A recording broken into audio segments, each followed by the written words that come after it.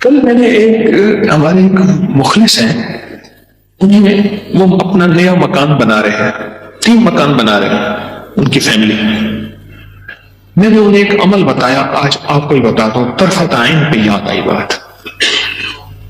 ذرا یہ عمل غور سے سنیے گا، ہر اس شخص کے لیے جو نیا مکان چاہتا ہے، نیا مکان بنا چکا ہے، نئے مکان میں رہ رہا ہے یا نیا مکان بنائے گا۔ میں نے کہا آپ نے نیا مکان بنایا ہے، ان قریب شفٹ ہونے والے ہیں، منتقل ہونے والے ہیں، اس کا کوئی حل بھی کیا؟ سب سے پہلے اس نئے مکان میں 3 نقصانات ہیں، اور آپ نے ایک بات اکثر سنی ہوگی، ہمیں گھر راس نہیں آیا، مکان شفٹ کیا، یہ حادثہ، یہ واقعات، جانی نقصان، مالی نقصان، پریشانیاں، مشکلات، مسائل، ہمیں نہ لوگوں کی نظر کھا گئی، یا یہ فلاں فلاں، آپ نے سنا ہوگا۔ آج میں اس کا راز بتاتا ہوں، یہ ہمیشہ راز یاد رکھیے گا، اور میری یہ بات ضرور پھیلائیے گا، بتائیے گا، لوگوں کا نفع ہو جائے گا، بھلا ہو جائے گا۔ نیا مکان جب بھی بنتا ہے، جب بھی بنتا ہے، اور جتنا خوبصورت ہوگا، جتنا خوبصورت ہوگا، جنات کو بڑا پسند آ جاتا ہے۔ اب میں ایک صاحب نے مجھے ایک بات بتائی، وہ بات میں انہی کی زبان میں سناؤں گا، آپ وہ بات کی چاشنی بھی لے لیں، پھر میں بات مختصر کر کے بتاؤں گا۔ اماں بالا کو قرآن پڑھیں گے، یہاں تک سمجھ آئے گا؟ بچوں کو قرآن پڑھاتی تھی اماں۔ تو ہم نے نیا مکان بنایا، اماں نے بھی تھا، اماں کہندی ہے بھائی حافظ کوئی درخت دی ساری لکڑ بھانا، چمک بھانا، شاخ توڑ کے لے آ تازہ، اماں تازہ چاک لو کے اوپر چڑھ گئی، نیت بیمار پوے، خدا خراب کر رہے، گلو سڑو، میرا گھر کا تو نظر یہاں، نکلو ہی تم، نکلو نکلو، تیرے اماں ایسی دیواروں کو مار رہی، ایسے ایسے۔ ہم نے کہا یہ پتا تھا اماں کے پاس جنات بھی پڑھتے ہیں، آتے بھی ہیں، اماں جنات کا دم بھی کرتی ہے، ہدیے کھانے وغیرہ بہت آتے تھے ان کے گھر، میں نے بھی اماں کو دیکھا ہوا تھا، وہ میری نانی اماں کی بہن بنی ہوئی تھی، ایک دوسرے کو ہدیے دینے لینے کرنے۔ نانی اماں کی طرف سے ہدیے تھوڑے جاتے تھے، ادھر سے زیادہ جاتے تھے، کہ نانی اماں کی جیب سے جاتے تھے، ادھر سے ہدیے آتے تھے، تو اتنے ہوتے تھے کہ وہ تقسیم ہوتے تھے۔ تو کہ نانی اماں، میری اماں نے نا معلوم کہ ہانپتی کانپتی اماں آ گئی، کہہ رہے بس نکل گئی۔ اماں کیا ہے؟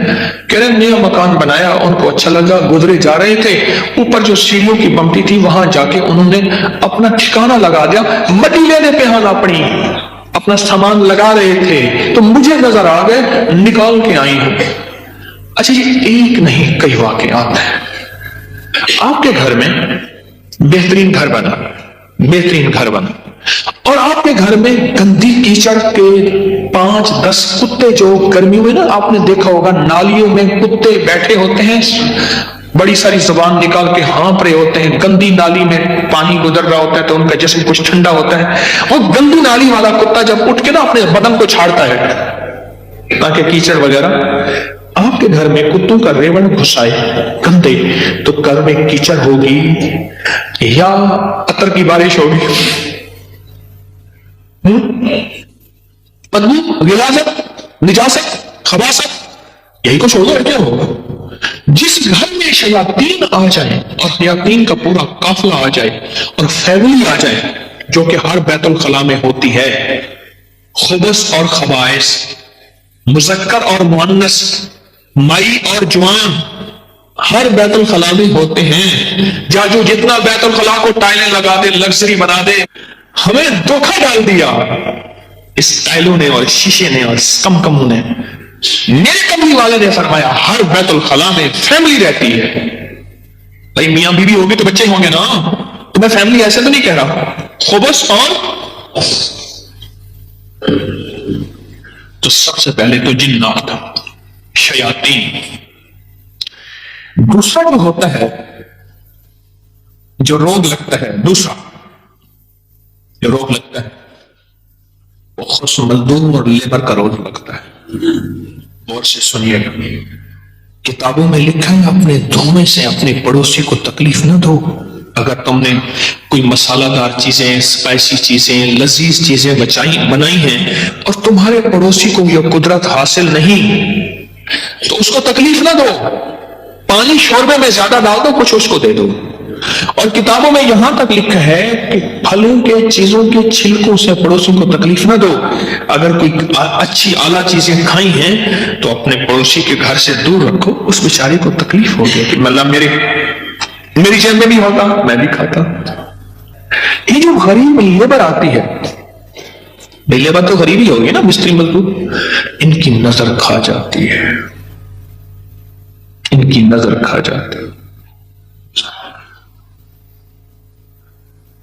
میں نے بکریاں رکھی، 8 بکریاں تو ذبح ہو گئی اور لیبر کھا گئی، 9 جو ہے آ کر حرام ہو گئی، وہ چھری کے نیچے بھی نہیں آئی۔ میں نے کہا نکالو یہاں سے بکریاں،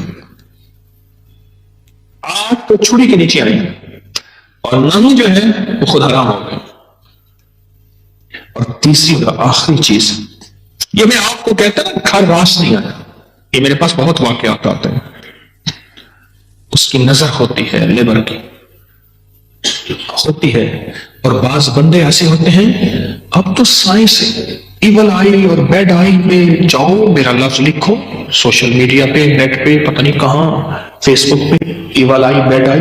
اب تو پوری دنیا کی سائنس نظر بد پہ پاگل ہو چکی ہے۔ پہلے کہتے تھے یہ ان کی قصے کہانیاں ہیں، ارے میرے کمل والے نے فرمایا، اور سائنس اس کی ریسرچ کو کہے سچ نہیں ہے تو ہو کیسے سکتا ہے؟ ہو کیسے سکتا ہے؟ حضرت علی کرم اللہ وجہہ کے فرامین بہت زیادہ نظر بد پہ، حسنین کریمین کے فرمان بہت زیادہ، آل رسول اصحاب رسول کے فرمان بہت زیادہ، واقعات بہت زیادہ، تجربات بہت زیادہ۔ تیسری اور آخری چیز انہیں میں نے بتائی کہ بعض اوقات ہم اپنے رزق حلال سے کسی سے سامان لیتے ہیں اور اس کا رزق مشکوک ہوتا ہے، اس نے کاروبار مشکوک رزق سے کیا ہوا ہے، اس سے میٹیریل لے رہے ہیں۔ اور سے سمجھے گا، باریک نقطہ ہے، ہم نے اس سے جو میٹیریل لیا وہ رزق مشکوک ہے اس کا۔ اس کی دلیل میں دیتا ہوں آپ کو، میں ایک بات کہا کرتا ہوں، آپ نے شاید سنی ہوگی کہ اگر میں محسوس کرتا ہوں میرا رزق مشکوک ہے تو اس مشکوک رزق سے کبھی روزے نہ رکھنا۔ میں آپ کو اکثر عرض کرتا ہوں، کسی ایسے بندے سے جس کا رزق طیب طاہر حلال ہے، اس سے ادھار لے لے، ٹھیک ہے؟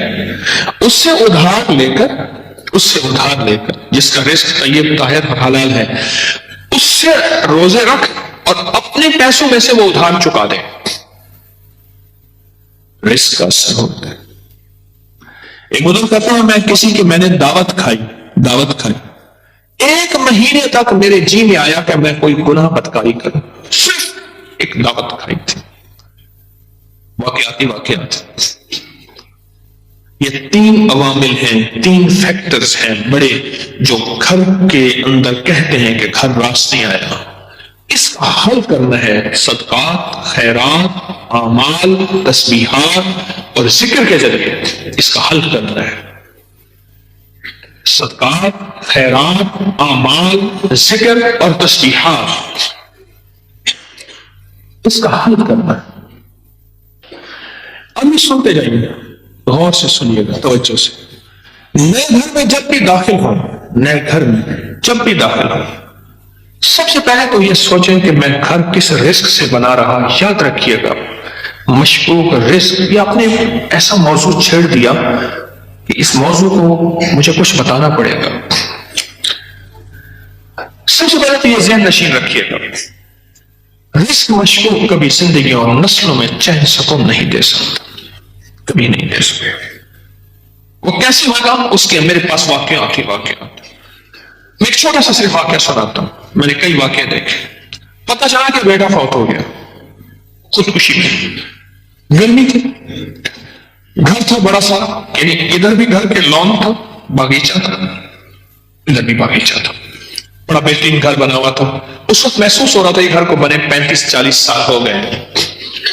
چارپائی جو پڑی تھی تو ہمارے ہوتے ہوئے دھوپ آ گئی، تو چارپائی کو میں نے گھسیٹا اور ایک بیل تھی بڑی خوبصورت، اس کے نیچے لے گئے۔ ایسی بندہ رو رہا تھا، وہ اپنے علاقے کا مجسٹریٹ تھا، میں نے اس کی مجسٹریٹی دیکھی ہے. بٹھے والے کو حکم تھا کہ اتنی اینٹیں پہنچانی ہے ورنہ بٹھا کسی شکایت کی وجہ سے سیل ہو جائے گا. سیمنٹ والے کے ذمے تھے کہ اتنی سیمنٹ کی بوریاں پہنچانی ہے ورنہ تو 2 نمبر سیمنٹ بیچ رہا تجھ پہ آبجیکشن لگ جائے گا. ریت والے، اینٹ والے، ہر میٹیریل والے کے ذمے تھا کہ تو نے پہنچانا ہے. بہترین مکان بنا، بہترین مکان بنا. اس گھر میں رہا اور کبھی سکھ کا سانس نہ لے سکا. بیوی مر گئی، بیٹا اڑ گیا کہ میں نے ماں کو گھر میں دفن کرنا ہے. جو گھر کے پچھلی طرف کا باغیچہ تھا وہاں ماں کی قبر تھی، اور خودکشی مر کے کہنے لگا مجھے ماں کے قدموں میں دفن کرنا ہے. 2 قبریں گھر میں بنی ہوئی تھی.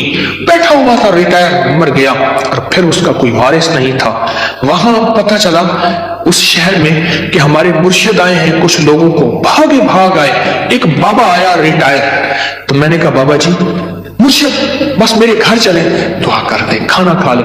میں نے کہا کس لیے؟ میری دعائیں ہوں گی.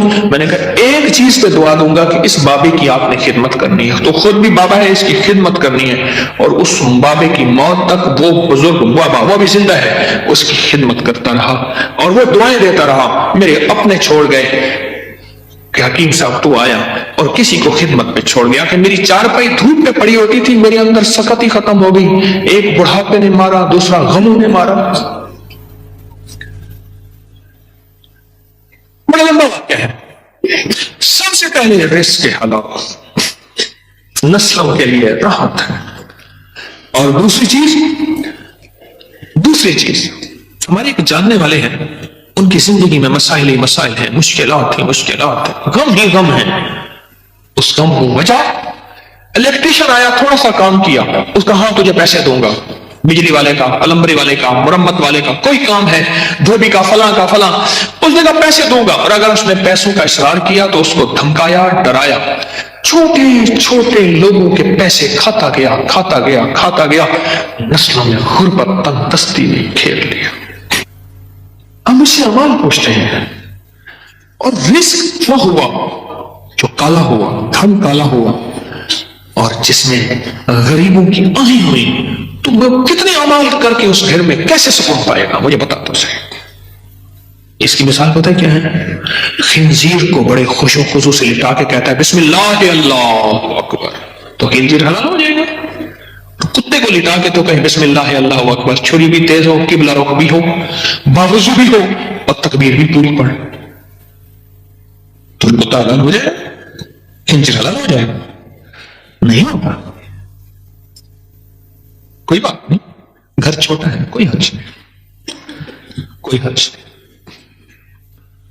ان چیزوں کے خیال کر کے اب عمل بتا رہا ہوں. گھر میں 81 دفعہ سورت یاسین جب نئے گھر میں داخل ہوں، 81 دفعہ سورت یاسین مل کے بیٹھ کے خود پڑھیں، کرائے کے بندے جمع نہ کریں. 81 دفعہ سورت یاسین، اول آخر 7 بار درود پاک، ہر دفعہ بسم اللہ الرحمن الرحیم مل کے پڑھ لیں. ایک دوسرا، ہر کونے میں 11 دفعہ آیت الکرسی مل کے پڑھ لیں. کوئی اس کونے میں گھر کا بندہ پڑھ لے، کوئی اس کونے میں. گھر کے چاروں کونے میں 11 دفعہ آیت الکرسی، اور ایک دفعہ گھر کے درمیان میں 11 دفعہ آیت الکرسی. 2 اور گھر کے چاروں کونے میں 3 دفعہ اذان، 3 دفعہ اذان. یہ جو اذان ہم نماز کے لیے کہتے ہیں، پڑھتے ہیں.